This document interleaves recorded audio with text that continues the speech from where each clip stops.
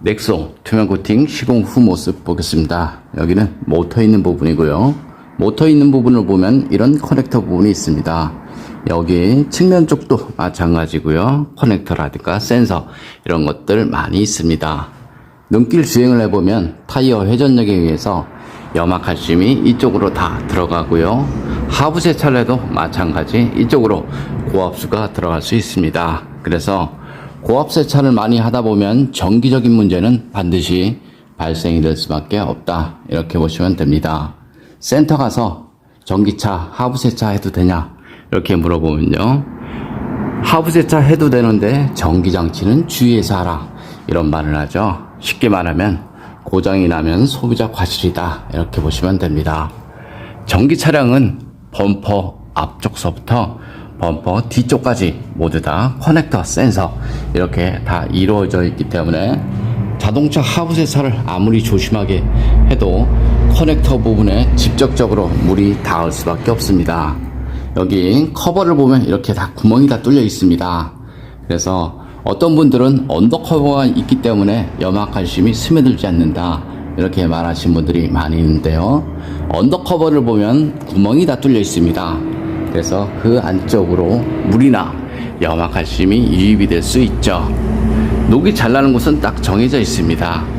염화칼슘이 흐르는 곳, 이런 곳은 사실상 부식이 덜 나고요. 여기 볼트, 너트 이런 부, 여기 보시면 이렇게 부식 부분, 물이 머물 수밖에 없는 이런 부분이 부식이 잘 되죠. 여기 부품 속도 마찬가지고요. 하부 세차를 하게 되면 물도 머물고요. 눈길 주행을 하면 염화칼슘이 머물죠. 그래서 자동차 부식 방지를 하고 싶으면 물이 머무는 이런 부식 부분, 좁은 틈새 이런 곳에 꼼꼼하게 코팅을 하신 것이 좋습니다. 어떤 분들은 이런 부분에 두껍게 코팅을 하면 자동차 녹 방지가 된다, 이렇게 말하시는데요, 그거는 구형 차량이었을 때, 예를 들어서 비포장 시절에는 돌팀으로 부식이 발생이 되었습니다. 그래서 바디 겉면에 두껍게 코팅이 되었죠. 그럼 자동차 부식은 막을 수 있었다, 이렇게 보시면 되고요. 지금은 물로 변한 염화칼슘이 이렇게 부품 사이로 다 스며들면서 부식이 발생이 되죠. 바디 겉면에 두껍게 코팅하지 마시고요. 이런 부분은 녹이 잘 나는 곳이죠. 물이 머물 수밖에 없는 그런 부분은 염화칼슘이 머물기 때문에 이런 곳에 반드시 꼼꼼하게 코팅을 하신 것이 좋습니다. 언더 코팅제 같은 경우는 이렇게 바디 겉면에 시공이 가능합니다. 하지만 요즘 차들은 전기장치라든가 센서 이런 것들이 많이 있기 때문에 여기 커넥터 부분에는 절연 코팅이 필요하죠. 그리고 이렇게 복잡한 부분에는 방청제를 이용해서 시공을 하시면 됩니다.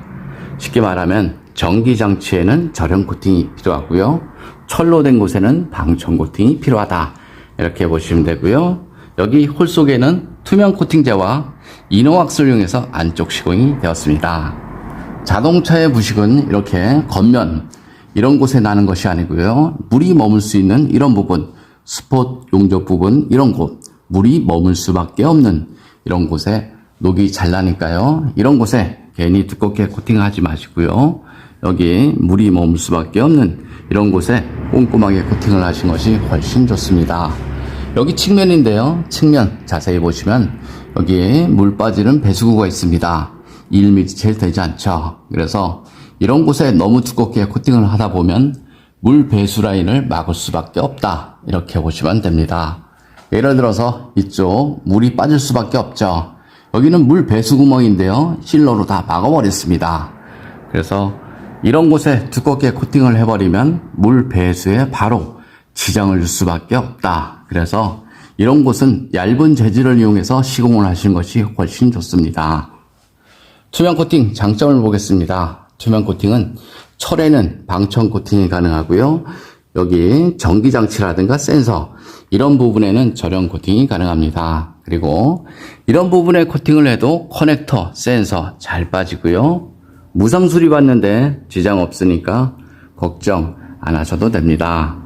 좀 더 자세한 내용은 네이버에 코팅나라 검색을 하면 제 블로그가 있습니다.